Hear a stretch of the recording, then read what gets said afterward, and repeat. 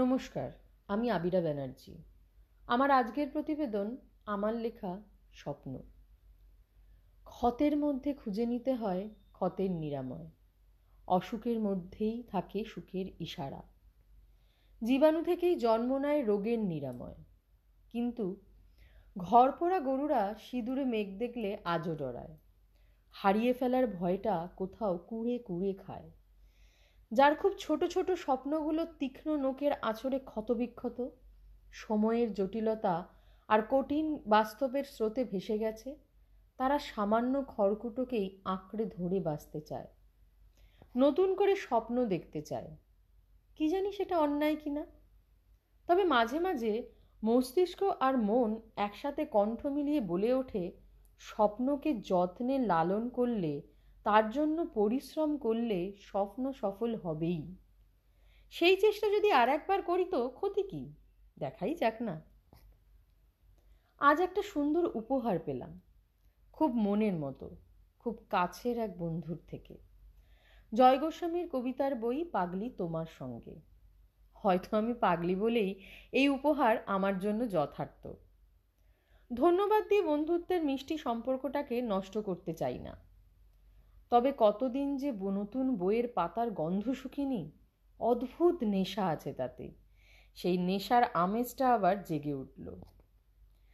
বাস্তবতার বাইরেও একটা জগৎ আছে, যার পরতে পরতে রহস্য আছে, মায়াবী হাতছানি আছে।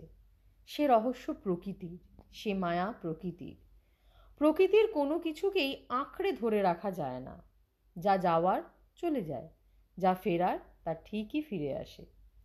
বজ্র আটুনি ফসকা গেরো, জোর করে আটকে রাখতে চাইলে সে তো পালাবেই।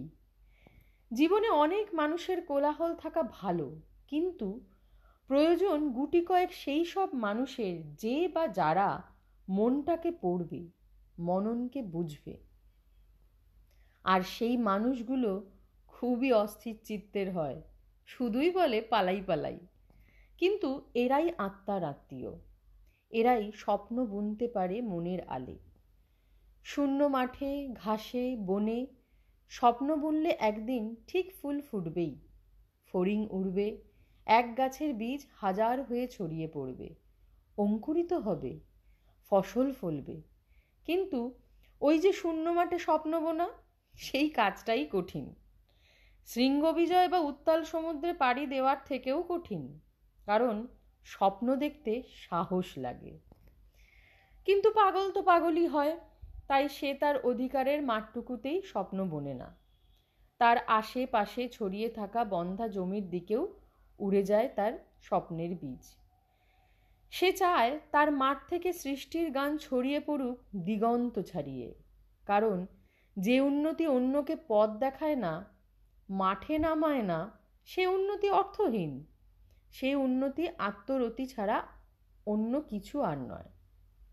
তাই জীবনের শূন্য মাঠে যে নতুন করে স্বপ্ন বুনছে, তার কাছে গিয়ে দাঁড়াই, কারণ আমাদের হাতগুলি সেই স্বপ্নপিয়াসী পাগল মানুষটির হাত। সমবেত অংশগ্রহণ ছাড়া কোনো স্বপ্নই বাস্তবায়িত হয়ে ওঠে না। তাই বলি, স্বপ্ন দেখো বন্ধু, একমাত্র স্বপ্নই তোমায় বাঁচিয়ে রাখবে।